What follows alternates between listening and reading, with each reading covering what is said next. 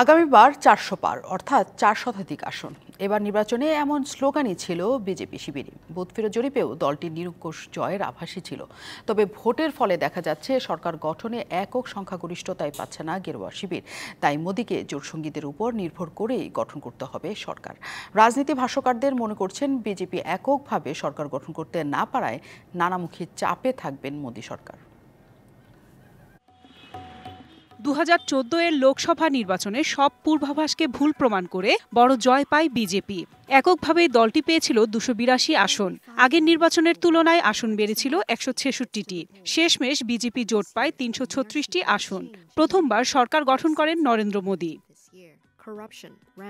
একক সংখ্যাগরিষ্ঠতার পাশাপাশি মোদির তুমুল জনপ্রিয়তার ওপর ভর করে বেশ আত্মবিশ্বাসের সঙ্গেই মেয়াদ শেষ করে এনডিএ জোট সরকার।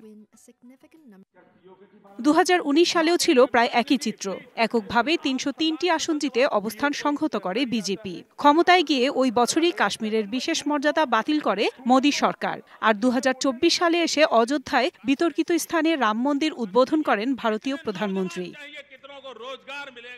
আর এসব ঘটনার জেরে এনডিএ জোট এবার ৪০০রও বেশি আসন পাবে। নির্বাচনী প্রচারে এমন কথাই বারবার উঠে আসছিল বিজেপি নেতাদের কণ্ঠে। প্রবল সেই আত্মবিশ্বাসী যেন এলো ধাক্কা।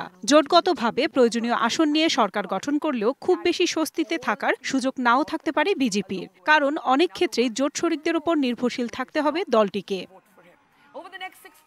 এমনকি রাজনীতির মারপ্যাচে পড়েও এর চেয়ে নাজুক পরিস্থিতিতে পড়তে হতে পারে মোদীর দলকে। শরিকদের মধ্যে বেশি আসন থাকা ২-৩টি দল মুখ ফিরিয়ে নিলে ক্ষমতা থেকে সরে যাওয়ারও ভয় থাকছে।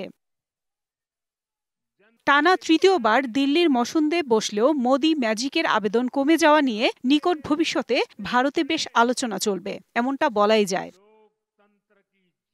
আফসানা নীলা, ডিবিসি নিউজ ডেস্ক।